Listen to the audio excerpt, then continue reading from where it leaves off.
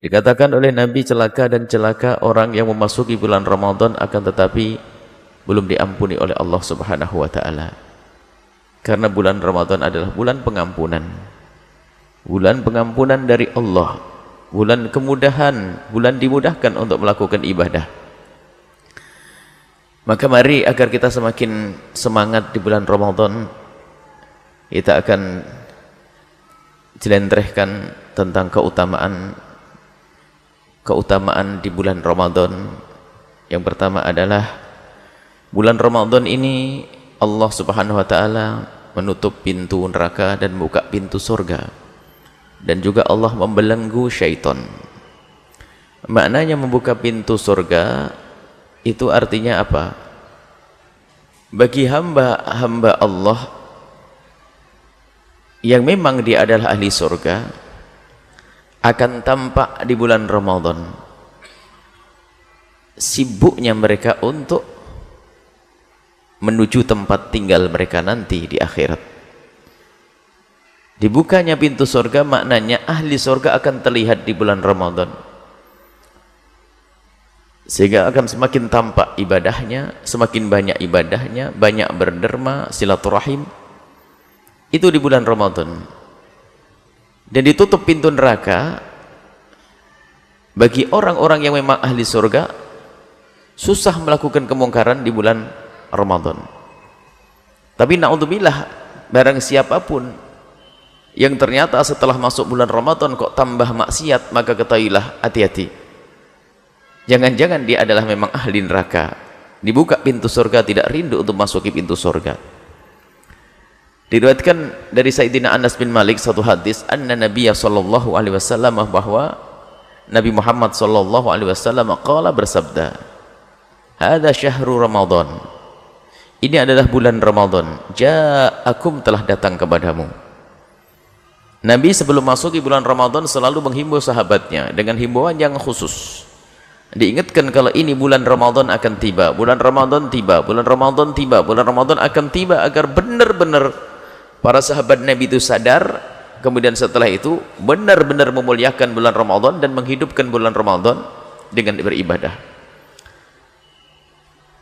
Ja'akum, telah datang kepadamu bulan Ramadan, tuftah fihi abwabul jannati, dibuka pintu surga, wa tuhlaqu fihi abwabun nari, dan juga akan ditutup pintu neraka, wa tusalsal fihi syayatinu, dan dibelenggu syaitan.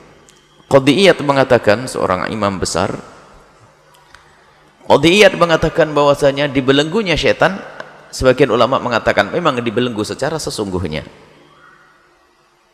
Dibelenggu secara sesungguhnya. Kemudian ada yang bertanya, bagaimana syaitan dibelenggu kok masih ada orang bermaksiat? Maksiatnya orang di bulan Ramadan bukan karena syaitan menggoda mereka, akan tapi hawa nafsu yang terlatih dengan kemaksiatannya masih berkiprah. Sebab yang namanya hawa nafsu itu akhbath min sab'ina syaitana. Hawa nafsu yang ada pada kita ini ternyata lebih kecil, lebih kejam, lebih jahat daripada 70 syaitan. Jadi kebiasaan hawa nafsu dengan kemaksiatan di luar bulan Ramadan, maka terbawa sampai bulan Ramadan.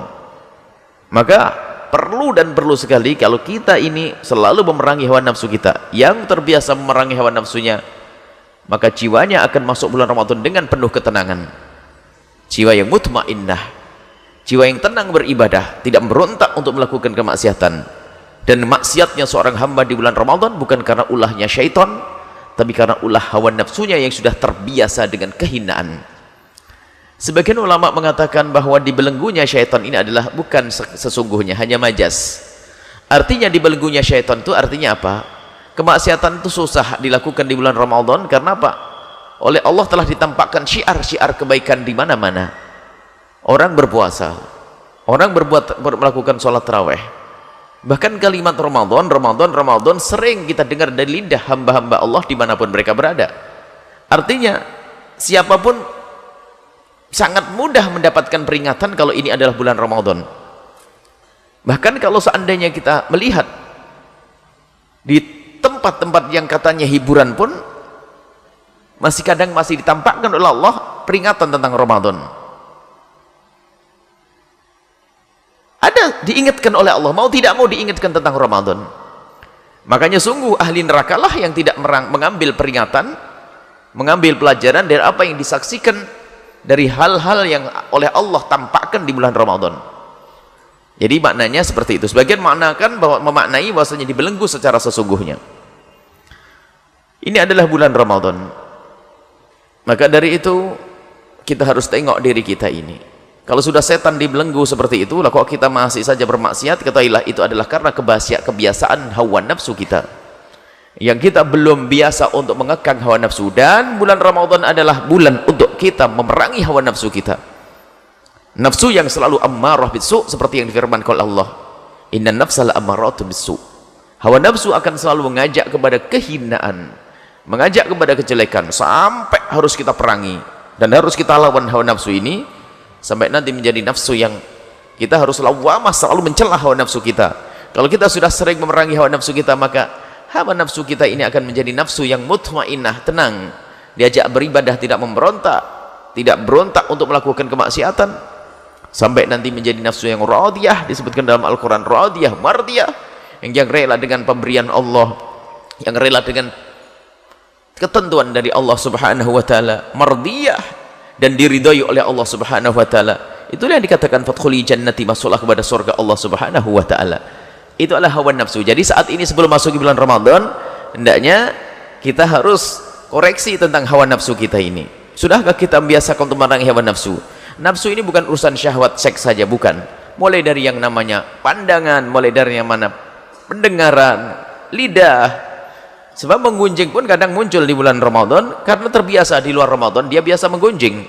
Kalau mulut kita mulai hari ini tidak kita tutup dengan kesadaran tadi akan dosa yang besar menggunjing, maka di bulan Ramadan pun akan terus menggunjing dan tidak akan berhenti. Bukan setan yang mengajak kita menggunjing, akan tetapi hawa nafsu kita, kejelekan jiwa kita kepada saudara kita, sehingga kita mudah membicarakan kejelekan orang lain. Dan mata pun demikian, yang tidak membiasakan mencoba terus berlatih untuk menjaga pandangannya, maka khawatir nanti masuk bulan Ramadan, hawa nafsu yang selalu mengajak melihat yang jelek, melihat gambar-gambar yang tidak baik, melihat aurat, itu akan terbawa kepada bulan Ramadan, sehingga terhinalah hamba tersebut di bulan Ramadan. Dan yang lainnya, hati pun demikian. Kebencian yang tidak kita pangkas saat ini, maka kebencian ini akan muncul kembali di bulan Ramadan, sehingga dengan kebencian ini pun akan lahir kemaksiatan yang banyak dari diri kita, buah daripada kebencian di dalam hati, dan seterusnya. Saat inilah waktunya kita memerangi hawa nafsu, sebab di bulan Ramadan setan sudah tidak berkiprah lagi. Akan tapi hawa nafsu kita yang sudah dilatih oleh setan bertahun-tahun, jika tidak kita perangi, maka hawa nafsu ini akan mengajak kita kepada kehinaan.